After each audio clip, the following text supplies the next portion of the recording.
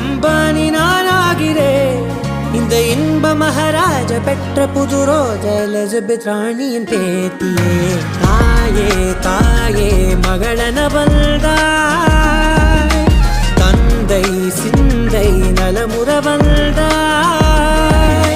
நீயே லோகம் என்று ஆனாய் பெண்ணே, என்னை ஆளும் தெய்வம் நீதான் கண்ணே. பெற்றது நானா இல்லை உன் மகனே நானம்மா. தாயே தாயே மகளன வந்தாய், தந்தை சிந்தை நலமுற வந்தாய்.